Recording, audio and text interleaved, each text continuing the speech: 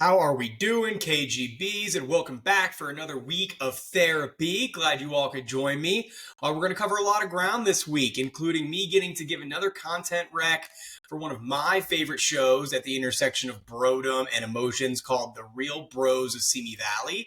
If you haven't heard it, you haven't watched it, listen to me talk about it here in a little bit, and I hope you'll get hooked. We're having my buddy Eric, a college friend, and another buddy of mine, Bill, who's a child psychiatrist with me out here in Denver, come on to talk about cognitive distortions. So with that's when our thoughts get distorted by our own feelings, anxiety, depression, etc. And we're going to put a fun spin on that. So if you're thinking to yourself, I don't do that, that doesn't really impact me, sit back and listen to this episode, because you're going to see as guys how we all do this. We're going to make it pretty applicable for everybody. So we're going to wrap up today with another Bro Motions Hall of Fame inductee. I think that mine rings a little truer than Richie's last week, so we'll see what the fans have to say. Otherwise, everybody settle in. I'm excited. I hope you are too. Let's go.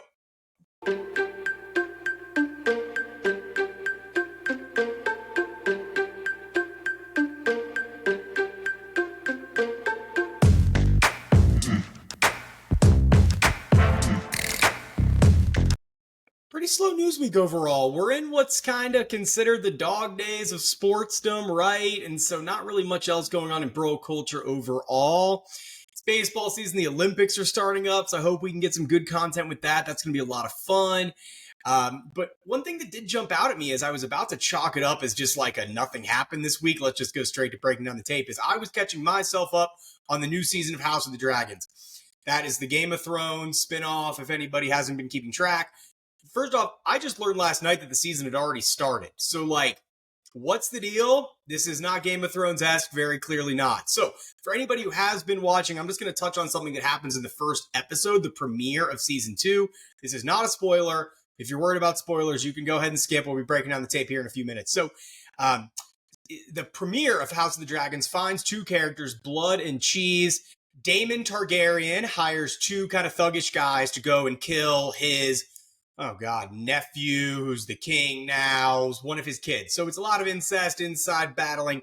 So what happens in that scene that upsets a lot of people is these two characters, whose names are Blood and Cheese, ridiculously enough, are traipsing through the sewers of this old fantasy-looking town.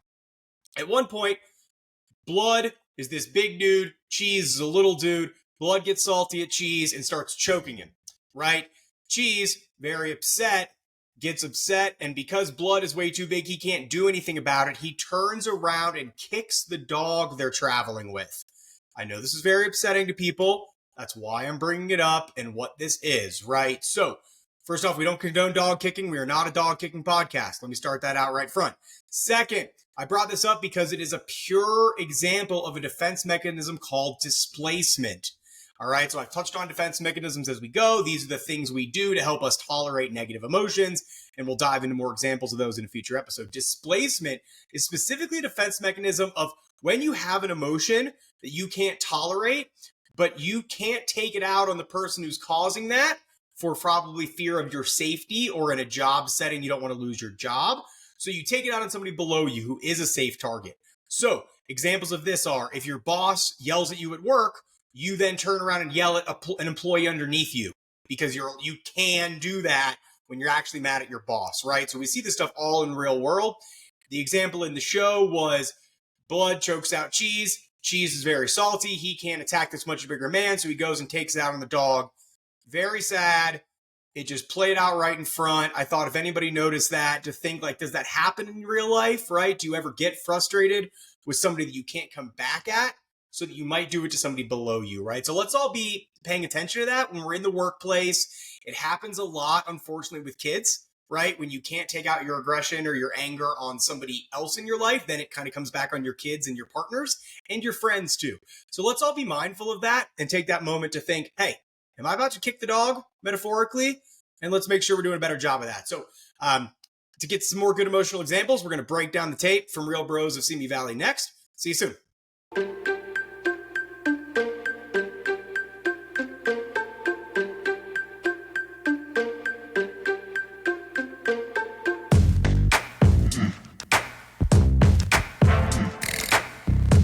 What up, y'all? I'm high-key stoked to be throwing down this week's Breaking Down the Tape for one of my favorite things to be on TV or the internet of the last decade, Real Bros of Simi Valley.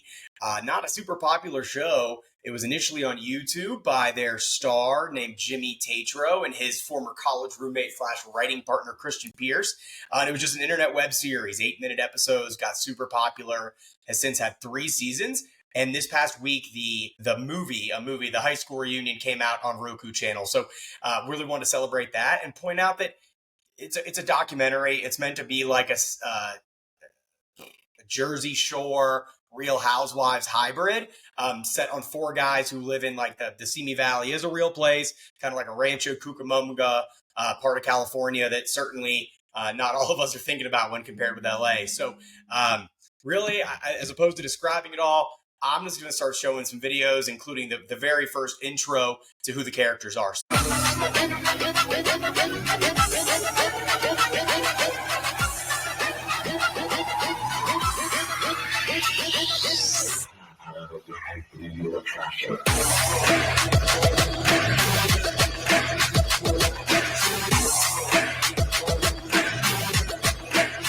So I can guess what you're thinking, and I kind of hope it's what you're thinking, which is like, dude, no way you're getting wisdom out of this show, right? And this show is extremely playful in the way it deals with conflict. This group has all been friends with high school, and all of their girlfriends and the ladies they were friends with in high school appear as characters in the show as well. So it's really great as far as like a kind of a mockumentary reality goes.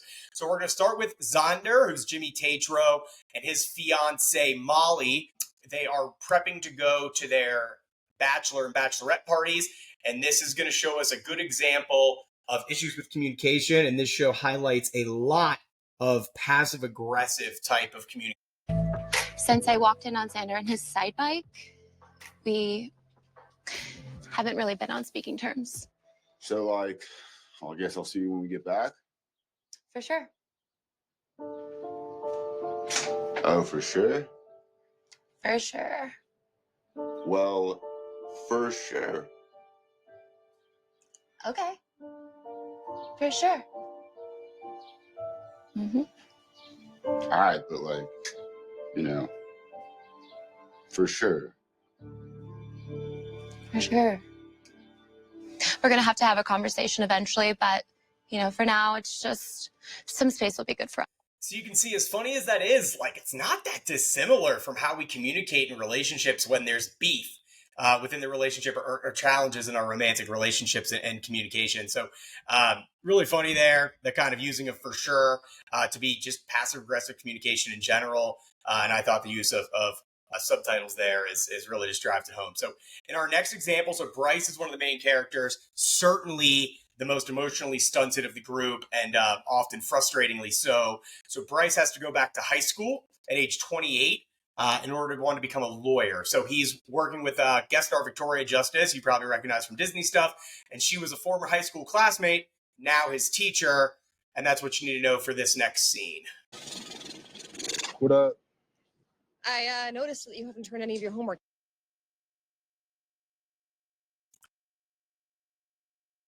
I'm not freaking out. I just don't bro, I don't even with Bryce. He's not even that cool. He's just like a nice guy. What up? I noticed that you haven't turned any of your homework in. I mean, yeah, I haven't been able to do any of it. It's all in Spanish. Right. Finals are in the next couple weeks. You know that, right? Yeah. Okay, and you think that you're gonna pass? Doesn't matter. Who cares? Probably not. You know what I think, Bryce? So. I think you're scared. Yeah, I think you're scared of real life. I think you don't want to pass this test or graduate because this is the last thing standing between you and the real world. I think it's comfortable and it's easy and you don't have to figure anything out on your own. And I doubt anyone has ever told you this, but no one our age cares about how cool you were in high school. And it's really too bad. You know what? Because the best things in life are on the other side of discomfort. But I guess you'll never know. Even though none of that's true, and I'm not afraid of even sharks and spiders, it's kind of hot of her to like that. Listen, I have no idea what you just said. How about me and you go behind the bleachers, skip 6th period, make out a little bit? What? No. I'm not even sure what would make you think that I would want that. Our history. No. And you know what? Even if I did, there's strict rules against hooking up with students. And considering you're never going to graduate, that's not going to happen. To be honest, I could care less about finals. But after hearing Missing Glass say that she wants to bang me after I graduate, I think I'm going to reassess my priorities. We could spend a lot of time talking about Bryce's psychological defenses there and what a frustrating person that makes him. But I wanted to stick with Victoria Justice and the teacher's points there, right? I really like the line that the best things in life are on the other side of discomfort. Okay, that's something we talked about on this show. Say it with me. Avoidance is a dirty word, right? To get where we want to go and do what we want to do in life, we're going to have to face discomfort.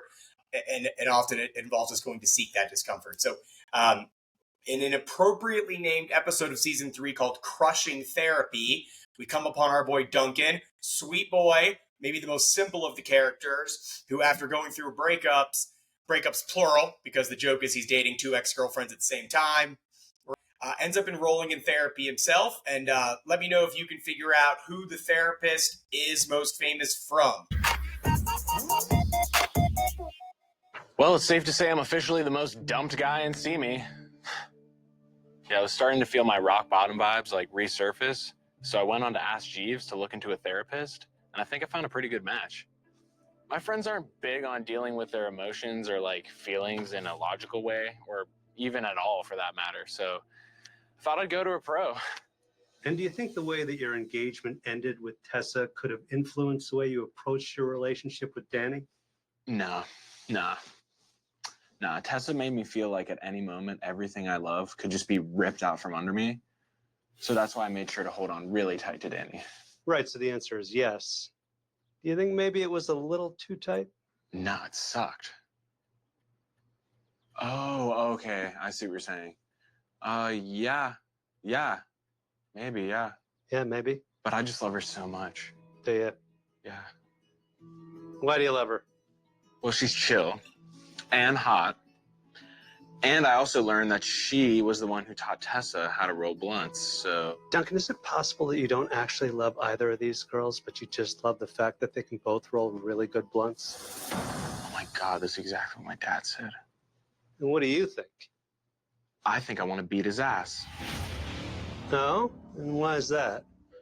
Well, he keeps hooking up with all the hot girls from high school that I wanted to hook up with. Nice. And he keeps sabotaging my surf shop. The one you built just down the street from his. Yeah. Now, don't you think building a rival surf shop just down the street from his is, I don't know, a little bit sus? Yeah, I guess, but he's always been such a dick to me, which is super whack because everyone else thinks he's super chill. Duncan, look, what you have is what we call in the business daddy issues, which explains why you're so insecure with all these girls. Look, I'm not insecure with the ladies, okay? Okay, yeah. I'm not. A little bit. And I don't have daddy issues either. Definitely not, okay? I just have a huge problem with the way that my father raised me, talked to me as a child, treated me as an adult, you know. Okay, here's what you need to do. You need to roll up a hooter, sit down with your dad, spark up, and squash. Yeah. Yeah, you're right. Okay, so squash the beef with my dad, then Danny, Tessa, and Mom will come back. Your mom? I didn't know there were mom issues, too. We're going to need to get you back in here. No, I feel great. I don't think you are so great.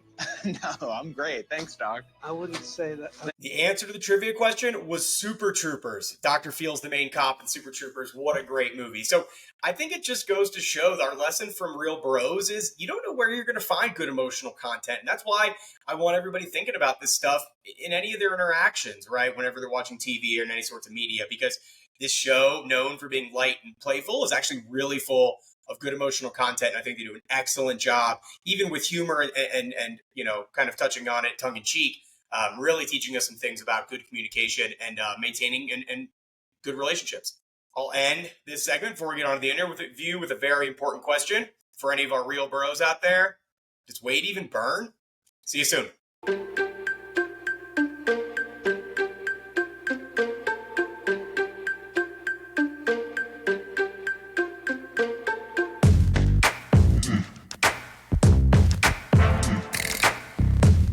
Saw everybody, woosah.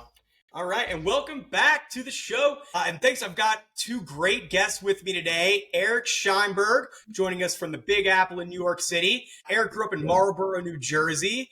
He's a big New York sports fan. Jets, Nets, Knicks. Jets, Mets, Knicks. Not the How dare traditional. you. How Not the dare you. traditional Jets, Mets, Nets sets. Shine. I don't know why you went sideways there.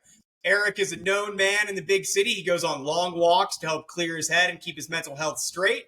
And he works as a talent acquisition manager, so helping do recruitment for work. My good pal out here in Denver, Bill Christie, MD, hails from Pittsburgh, Pennsylvania, and is a big fan of all the black and yellow sports, as Wiz Khalifa taught us. Fortunately, he is also an alumni of Penn State University for medical school.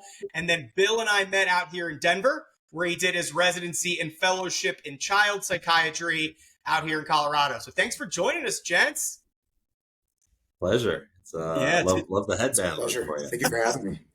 Yeah, let's just say that my hair was a work in progress in college when Eric knew me best. So the hair it's come a long way in 25 years. It's a work. At least it's a work. We're working, baby. That's I still have it, so it's going back, but it's there, so we're good. Bill, today our focus is, as I've mentioned, on the next part of the CBT triangle, right? So last week with AJ, we focused a lot on his actions and behaviors and how to help evaluate that using feelings and thoughts as well. And today we're going to work on challenging our unhelpful thoughts, or what we'll call today as cognitive distortions. Eric, not only thinking about this topic, but can you let people know, like, what has been your experience with mental health and therapy, and then kind of thinking about today's topic as well? We'll think about that. Mental health, I've had my own journey of mental health, which I'm sure we'll get into at some point. But my wife, she goes to therapy. A lot of my friends go to therapy. A lot of people in my family have been to therapy. Not me, because I don't think I'll listen to anybody but myself. But I am a big supporter of people that go to it.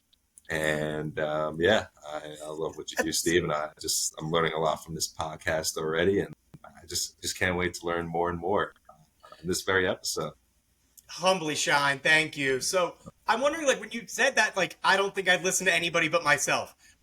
I think that's funny. Yeah. Do you see like a layer under that? Like, I mean, Eric's done some stand-up comedy, guys. Like, he's sharp and witty. Like, do you think there's anything to that? Like, have you over time kind of struggled to take advice from people or get support in that way? No, I'll listen to what you say and I'll take it into account. But like in the end, like I'll just make the decision that I believe is the right one or what I'm supposed to do. But yeah, sometimes I just have to come to the conclusion on my own. Like this behavior has to change, or I have to improve something. So it's a commonplace, right? Yeah. For most men, like, I don't want to say stubborn, just like a sense of that, right? Like, if I didn't come up with the idea, then I don't really want to take it, right? Which is super common when men first start in therapy, right? So that's why, as we touched on, the relationship is just so important, because a good therapist isn't really telling you what to do, right? They're just helping you guide your own thoughts into the kind of what fits in your values and what's going to help you do your best. So I agree, Eric. If you're coming in there with like dukes up and you want to fight the person trying to help, like, this ain't going to be good, right? Yeah. So I appreciate you saying that you've taken this podcast as a way of just starting to take in some information, see what it could do for you, and hopefully kind of build those pieces into your life, your marriage, your job. Absolutely. Hey, again, no one's eyes are playing tricks on them, right? Your mind might be playing some tricks on you, like we'll talk about here in a bit. But Bill, my guy, works in kind of a remote area, and after a couple minutes of intro, his internet dive bombed him. That's show business, baby. So you just got me and Eric here, and we're going to keep teaching you about cognitive distortions. So Bill's medical degree, as a result, does translate over to Dr. Scheinberg for all of your mental health-based needs. So, it's like an honorary. Just reviewing what we talked on last week, Shine, and I know you've been a loyal listener to the podcast. So the CBT triangle, right? When we have a situation, anything can happen from there. Either we have a thought first, a feeling first, or a behavior that comes first in our conscious awareness. Today, we're going to focus a lot on thoughts and what can we do with those thoughts and how can we challenge them. The first thing we have to do, though, is we have to be able to identify when we're having these negative thoughts, right? How can we know that this thought isn't real or stuck with us? Eric, I like to ask patients this question. Do you feel like we're in control of our own thoughts as humans? Definitely not. I mean, I think God just drops this amazing knowledge in my brain just on a daily basis. I think it's impossible. It really is. A special brain, Eric. You know, I hear from people all the time, like, where does this thought come from? Well, I had the thought, so it must be true. A lot of people feel that way, when I think we could all agree that we all have a lot of thoughts every day that we wish we wouldn't have, right? And so that's where I use that evidence to help patients kind of jam a wedge into really intense thoughts they have. Because if you can separate yourself from the thought, then we can actually get down to business and challenge them a little bit. So noting for Eric today, we are going to challenge some of his thoughts that are based around all of his favorite sports teams. And ladies, if you're listening, you know that's very difficult for us men to do. So we'll see how far we can get with Eric today.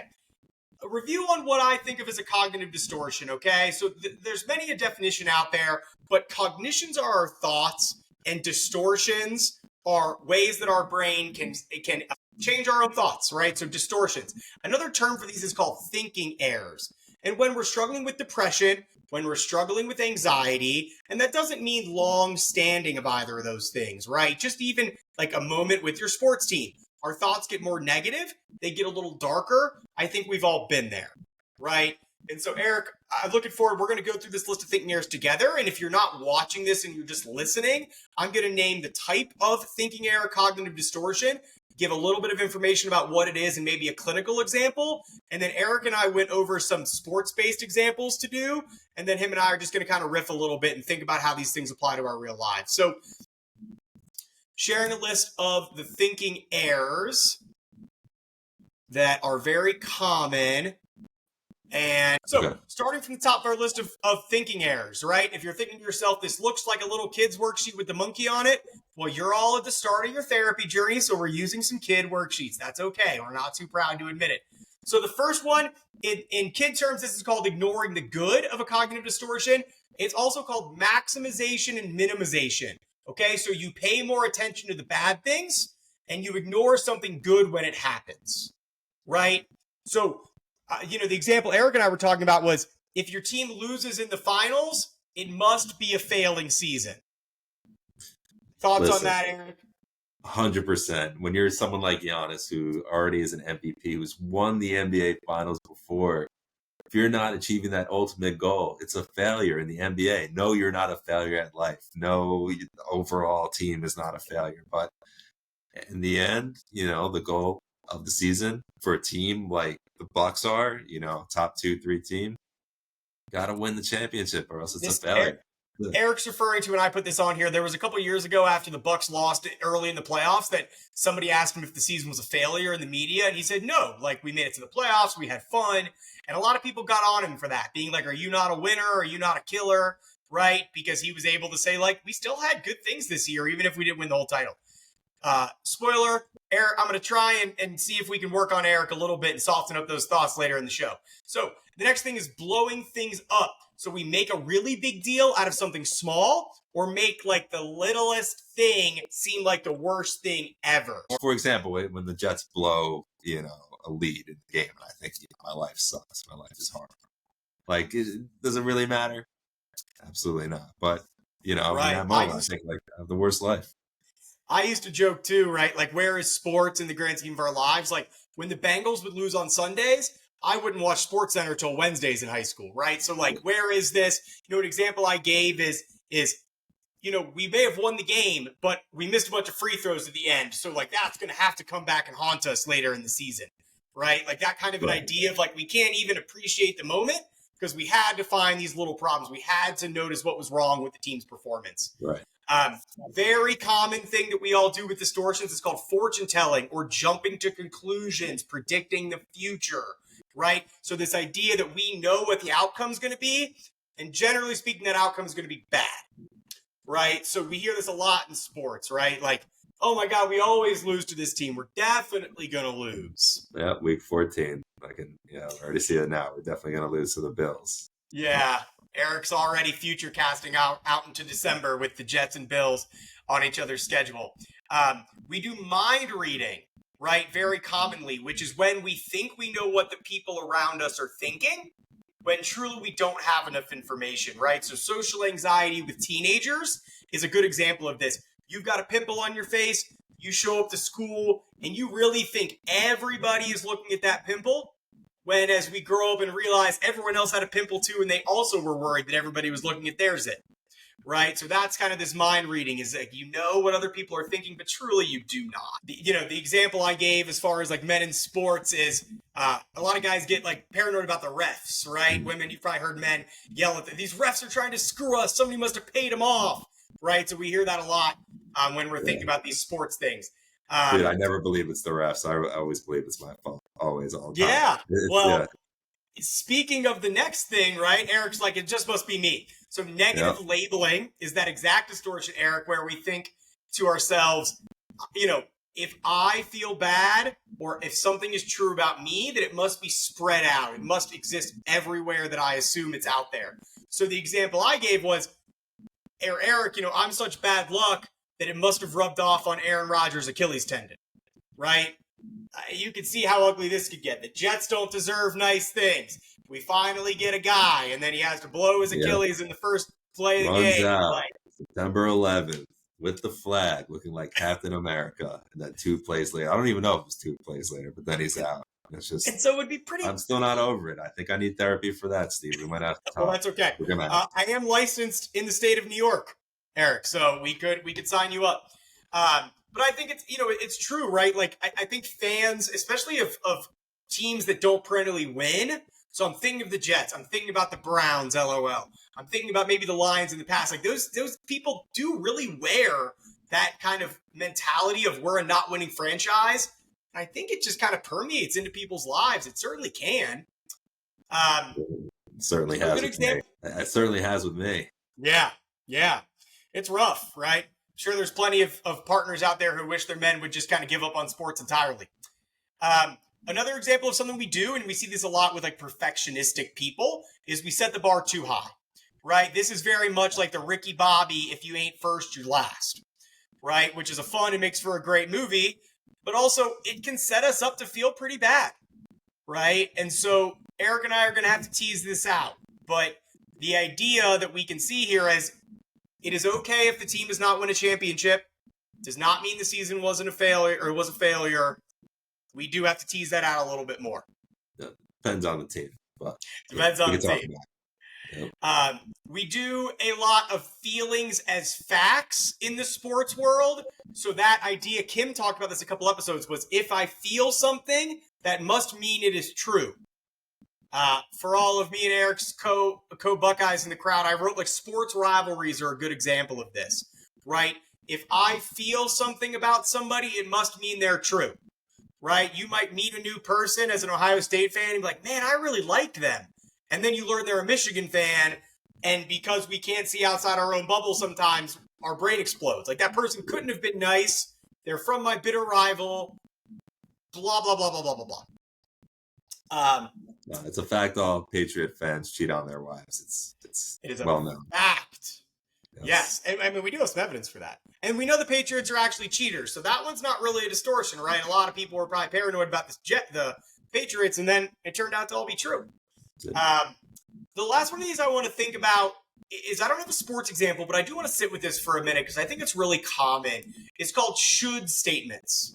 Eric, so the idea that we tell ourselves we should do, be, or behave in a certain way, or that things should be a certain way, right? I know that personally, this resonates with me because, like many people, I hold myself to a very high standard, right? So it should be like this. It should be like that. I want you, Eric, to think about the example I'm going to give and see if you have anything that you notice this comes up in your life. So when I have patients who say, I should be better, I shouldn't have gone this way, when I ask them, I interrupt and say, says who? What do you mean, Dr. Solomon? Well, you're saying it should be like that. Who says? Right? And so I think about my own example of the internal pressure that I can put on myself. Who is that voice? Where is it coming from?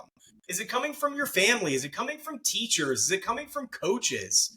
Right? Like, it's rarely really our own feeling. And when it is, this is our chance to like take a step back and think like, am I even a reliable source here, right? What I'm saying should happen, is that necessarily even true? Is it good for me? Is it healthy?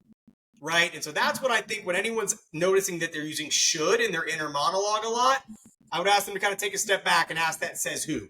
And we'll do a little bit of that here in a second when Eric and I are challenging some thoughts. But Eric, when you hear this should, do you feel like you should yourself in day-to-day life? Oh yeah, no, absolutely. I should go to the gym. And, I also look at that, with other people as well. Like, I think people would be happier if, they should eat healthy. They should go to the gym. They should get enough sunshine, and maybe they, wouldn't be so upset, or their mental health wouldn't be in decline. So I think that way about other people as well, instead of just myself.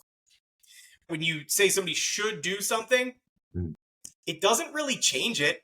And like in your own, everybody here is different. I know we have listeners in this podcast of all different kind of like, mental skills, right? But like most often when you're telling yourself, I should, or I shouldn't, it's really not that helpful. And it's rarely actually validating, right? So just sitting with that, because I think that's an important thing as we touch on these cognitive distortions. Eric, I wonder, just as we transition into learning how to challenge these thoughts, is there any of these that sit with you, things you think you notice about people or even yourself, like, oh, I do a lot of this certain distortion, or I've noticed that after we reviewed it? I mean, definitely when it comes to sports, as we were saying before, again, like, I just feel like the worst is going to happen. I get so much anxiety around it, but it really is just something that's so small. But, it just means so much to me. But, just caring so much, I feel like it's going to affect the outcome. It's an interesting balance that I've got in my life. Enjoyable for me. Eric, like, for me, like, I grew up in Ohio, now I live in Colorado. I got out here and nobody cares. Nobody cares as much as we do on the East Coast or in the Midwest. So it's been this journey of me, like, how much should I care? I've tried to pull away from it. Like, sports shouldn't impact me as much. And then the Bengals made their Super Bowl run a couple years ago, and I was 100% back in, right? So it's just in us. And I don't think that's a problem, right? That's something we can think on in this podcast, is how can sports be something we enjoy, because we all do, without it driving a wedge in our relationships, ruining our mood, legitimately causing problems, right? Because that's where the wedges can get. But you're right.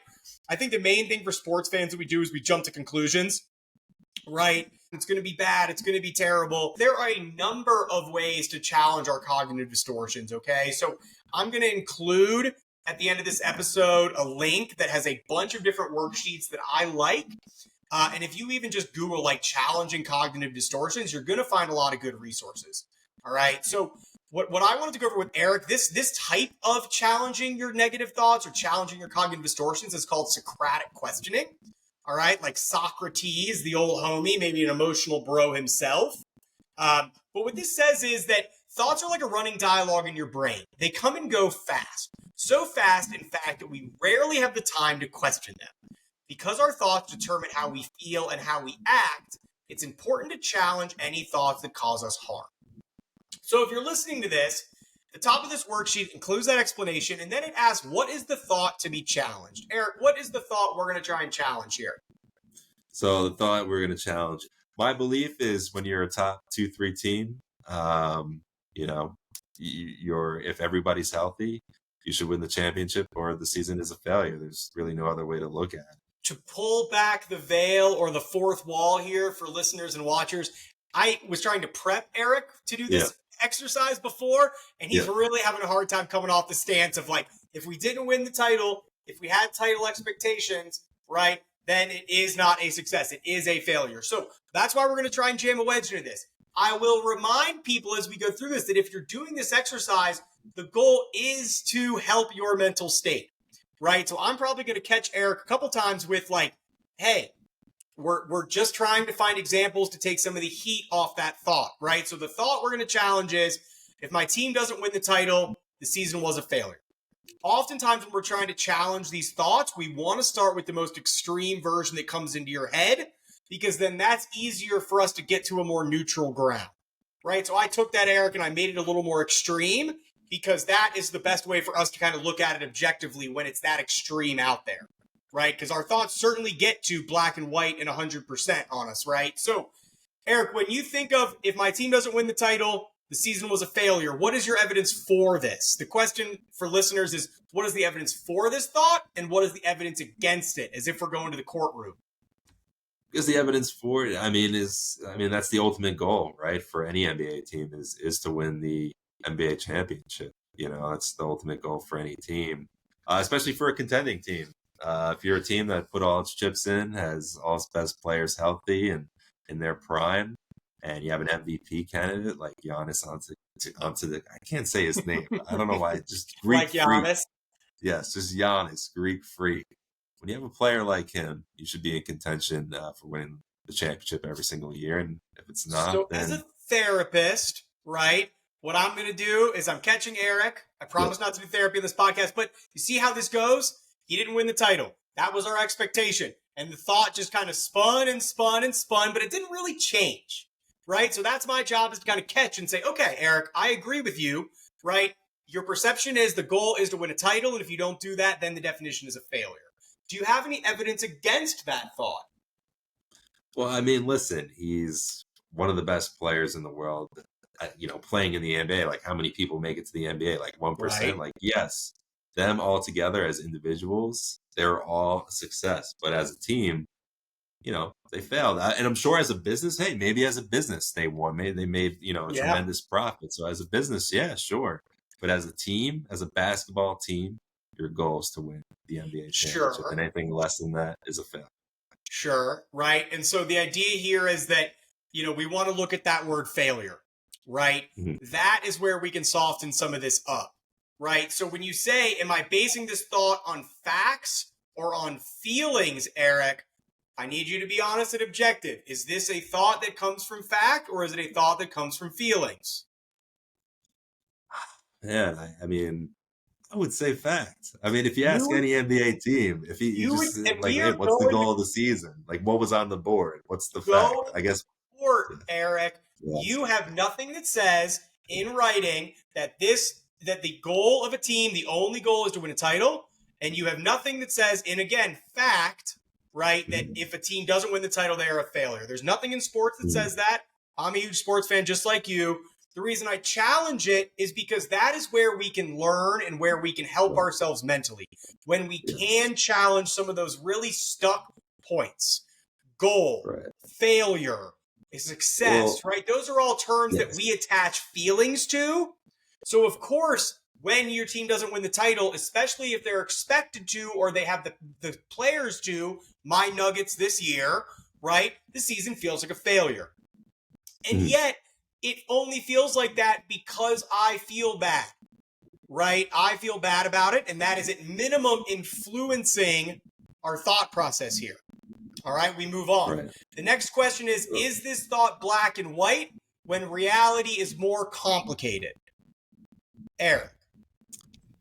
Sure, it's more complicated, but, I think it's really black and white. Because I think when you look at it, how do you quantify success? You quantify it by numbers, right? And the numbers is that one championship ring. That's that's how you quantify success. I mean, I guess you can look at the number of wins that they had, but those wins really don't mean much when you don't win a championship.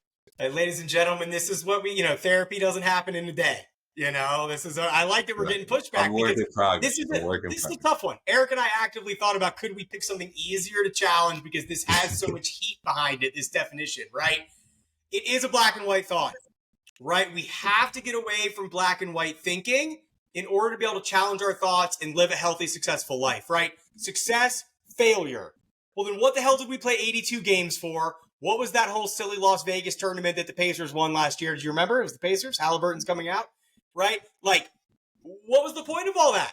There had to be a reason. I went to 12 Nuggets games this year. It was fun as hell. I ate popcorn.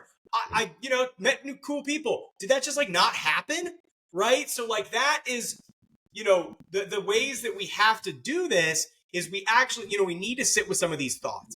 And I'm gonna unshare the screen and just kind of back off to just me and Eric. So, I really like that Eric and I, Eric's a deep thinker and we have good conversations together. Like, we took this rather serious topic and made it more playful, right? But you might imagine that the themes that these cognitive distortions can hit people with can be much more loaded when we struggle with depression and anxiety, right? So these types of things were challenging are themes like I feel unworthy, I don't deserve love, everybody hates me.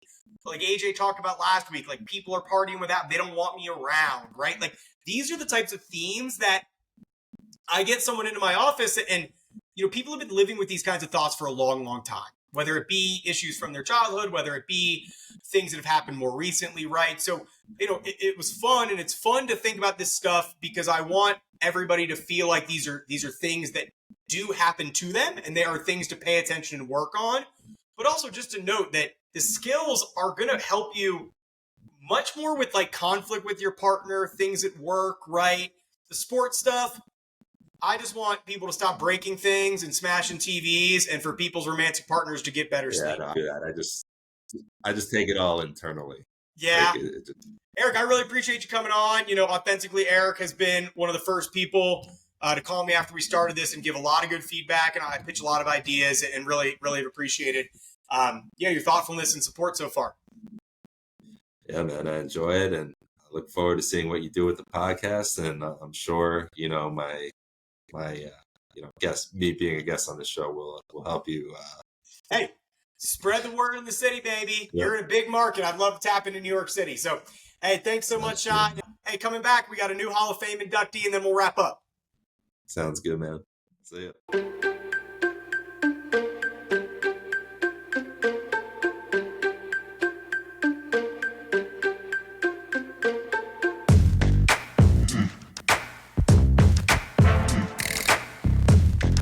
Well, after last week, Richie throwing down the gauntlet with me, wanting to challenge who we think the fans would want voted in as the final Mount Rushmore member for the Bro Motions Hall of Fame, I can thank my cousin Ben for shouting out this representative here that I'm going to choose to roll with. So today, as our final member of the Mount Rushmore, I'm choosing Jackie Robinson Sr. We all know this story of Jackie Robinson, but I wonder how often we ask ourselves about the emotional aspect of Jackie Robinson's life. So we know the story well. Born in Georgia originally in 1919, he was actually raised in Pasadena, California, where he went on to be a football star at UCLA and actually played some semi-pro ball before being drafted into World War II. His career in the military did not last long, and this may have been what we consider the start of his political rights advocacy career, where he was honorably discharged after being court-martialed for refusing to sit in the back of a segregated bus. Following the military, he was playing baseball in the Negro Leagues, and on April 15th, 1947, was called up to play first base for the Brooklyn Dodgers, being the first black player to play in the major leagues or crossing the Major League Baseball color barrier, as they'd been instituting black players playing in the Negro League since the 1880s. April 15th is now celebrated in the MLB as the day where all the players wear number 42 to support Jackie Robinson. In doing my research for this article, I found a really, really cool piece that ESPN had reprinted in 1947, so from Jackie Robinson's rookie year, a newspaper article entitled "If You Were Jackie Robinson." And it walks through certain things that happened that year, and the writer asks the listener, the reader, to humor themselves or to think, how would you react if you were Jackie Robinson? Right? If certain players or certain fans were getting in your face and calling you certain names, you could imagine, how might you react if you were Jackie Robinson? Right? One piece from that article I thought was really, really thoughtful was a quote. What of Robinson the person? The fellow who, from the force of circumstances, finds himself so much in the limelight and still must be a man who walks alone. Remember what was going on in America at this time, right? Jackie Robinson was a star. He went on to be an MVP and to win World Series. And at the time, he couldn't even stay at the same hotel with the team in many of the cities they went. So the players would get to the new city, they'd all go to one hotel, and he would go by himself to a different hotel. So just kind of thinking about that, right? So we know Robinson went on to have a successful professional career, retiring in 1957. Through the rest of his relatively short life, he continued in the civil rights fight. He became the first black player as a baseball analyst on TV, working for ABC, and also became a captain of industry, owning a couple different businesses and doing really well financially. Unfortunately, health conditions, diabetes, and heart attacks did end Jackie Robinson's life rather early. He died of a heart attack in 1972. After his death, he was posthumously awarded the Congressional Gold Medal and Presidential Medal of Freedom. So as we think about Robinson, I'd ask everybody to pause. You're going to have a moment like this in your life today, tomorrow, next week that asks you to think in the same way that 1947 article asked you to think. what if you were Jackie Robinson, right? And I think if everybody could approach life with a little less judgment and a little more curiosity, I think we would all be doing much better in terms of our communicating and understanding people. So think hard about that. Next time you're thinking about somebody who you might feel a little bit of empathy or not, right? Try your best to put yourselves in those shoes and ask yourselves, what if you were this person? So thank you, Jackie, for putting yourself out there, teaching us, like we learned earlier, that the greatest things are often on the other side of discomfort, for pushing yourselves and setting an example for all of us.